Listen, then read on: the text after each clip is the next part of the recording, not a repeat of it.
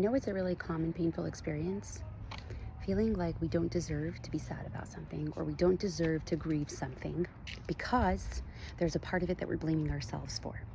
And that piece is waiting for our self-forgiveness in order for us to be able to really grieve, really process it, really feel it, really let go, really move forward. I'm going to give you a personal example that I think a lot of you will resonate with in your own takeaways. So a couple months ago, I made the choice to stop nursing my son because nursing was unbelievably physically, mentally, and emotionally painful. And we had a tremendous amount of complications. And it was so difficult to make that choice. On top of that, I always thought that I would nurse my baby for like 2 years. I actually really, really wanted to nurse him. So it was so painful to let go of, and it brought up an immense amount of grief for me in so many different ways.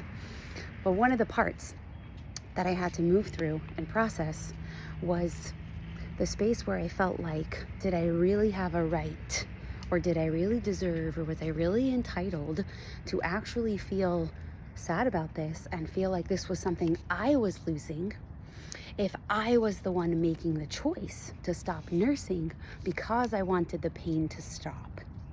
I felt like maybe I'm just weak, and maybe I'm just lazy.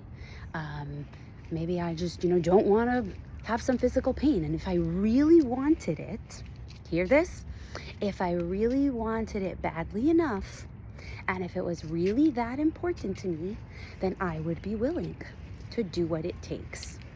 So if I am considering stopping to nurse because I want the pain to stop, and I want the difficulty and the suffering to stop, then do I really have a right to feel like I'm losing something and to be so sad about it?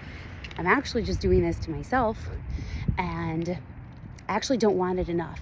So if I don't want it enough, then what right do I have to be so sad about it and to consider it a loss, like something that I'm losing, that's being taken from me, that I'm grieving?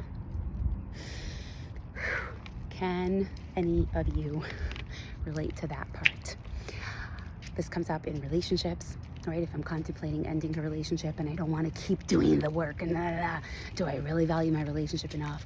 If I really wanted this career enough, would I not be willing to hustle and make it happen and work and all that? Anything in our lives like that we don't actually, we feel like we don't have a right to be upset about it. I had to really contend with that, move through that, and I realized that I had to actually give myself permission to say, it's okay for me to not want to suffer, and I can still hold that I really, really, really wanted this. It's okay for me to say, I want the physical pain to end, and it doesn't mean I didn't care about this, and it doesn't mean this wasn't deeply important to me, and it doesn't mean that I don't value what I believe is the best nutrition for my baby. It doesn't mean I'm not actually willing to do whatever it is my child needs from me, right? It just means I'm not willing to martyr myself, and that is holy, and that is sacred, and I still have every right to grieve this and to feel like this is a loss, even though I'm making the choice. So I had to find that forgiveness for myself and that allowance for myself. I had to find a way to have grace or compassion or reframe the viewpoint that I was holding around it. So I'm just wondering which one of you needed that permission, that my marriage was deeply, deeply, deeply important to me, and I still, it's okay for me to have said, I'm done fighting to make it work, and I'm done with all, that's just one example. I have so much more to say on this, actually. This is like a huge process for me in such a tiny bit.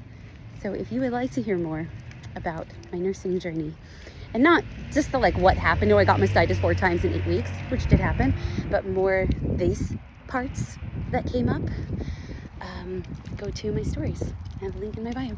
Find out more information about joining me in a private Zoom where I'm going to share the full story through the lens of what it all brought up for me, how I moved through it, what I learned from it, and who I am today as a result.